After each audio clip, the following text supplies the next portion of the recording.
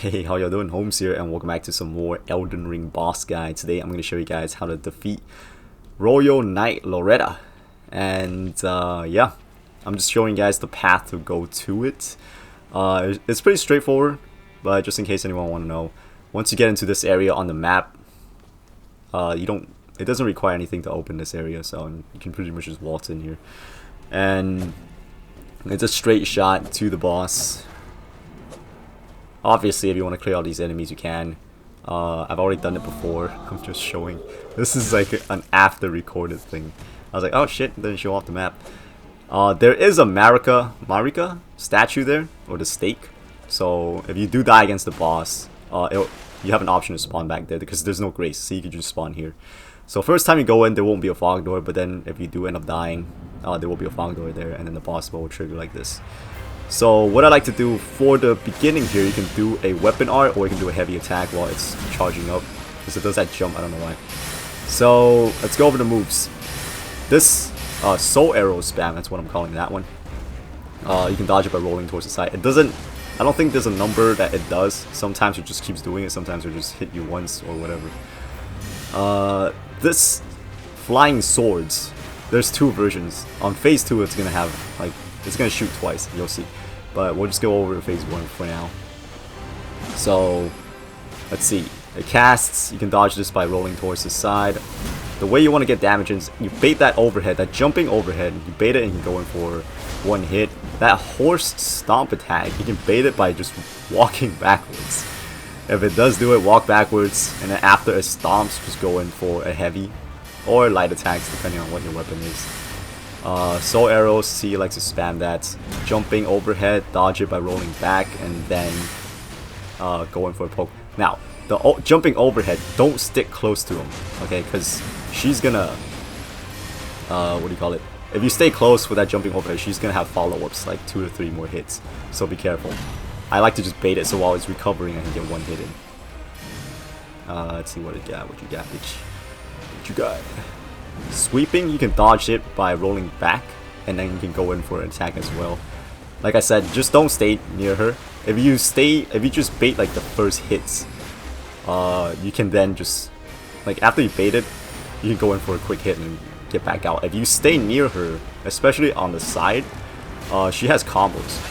So yeah, for the jumping overhead, for the sweep, they all have combos, so be careful. That charge attack that you guys saw earlier where it knocked me on my ass, that you can dodge it by rolling in. She'll do it later again, and then you'll see how it's supposed to be dodged.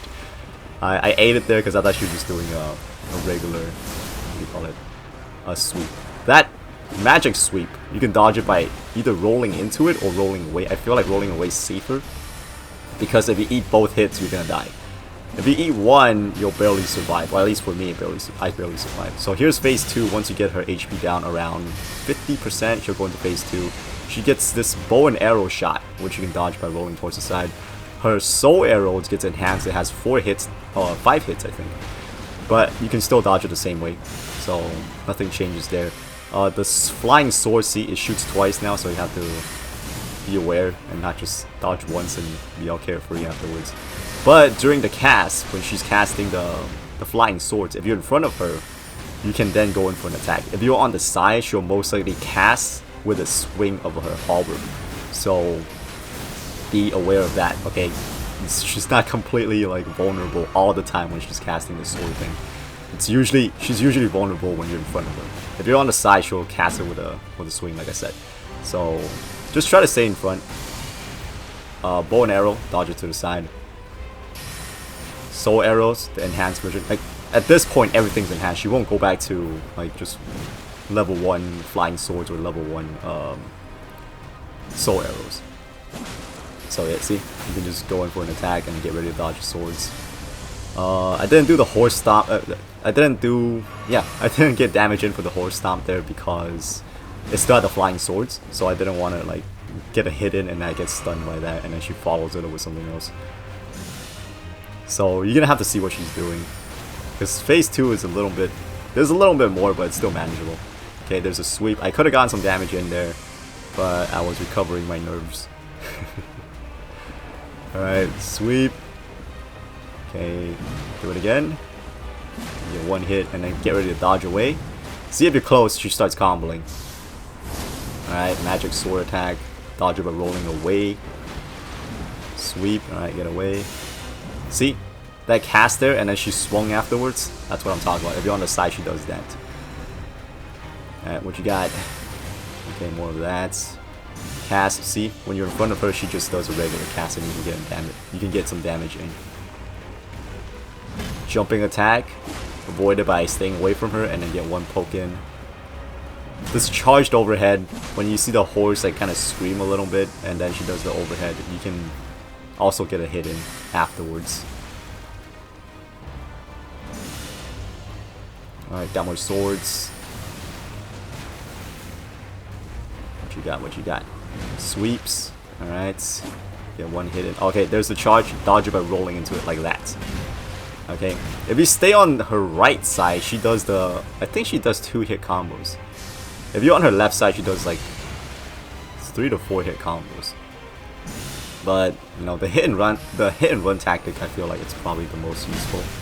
Unless you have a shield that blocks 100% physical and magic, I don't know if it's worth using a shield for this fight. That's why I'm just two-handing my weapon.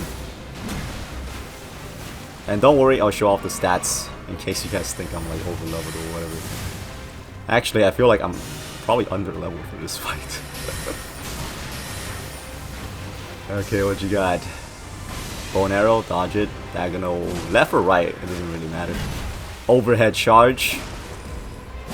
Using one more hit. Alright, just be a little bit patient. This bitch hits fairly hard, so I don't want to mess this up right now. This hit, for me, it can two-shot.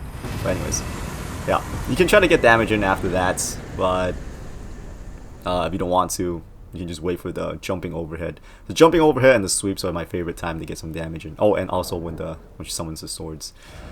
So let's see what she gave us. So she gave us the arrow, the bow and arrow she gave us, and also this, an Ash of War. So this is a weapon. It can replace your weapon art basically. And here is the bow.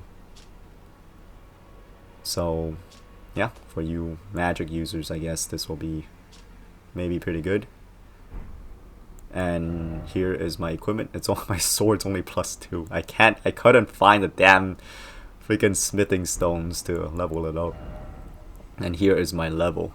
So yeah, that's pretty much it. Hope this helped with the fight against Royal Knight Loretta. But yeah, if this helped, then hopefully you'll stick around for more Elden Ring content. But until next time, I hope to catch y'all later. Oops.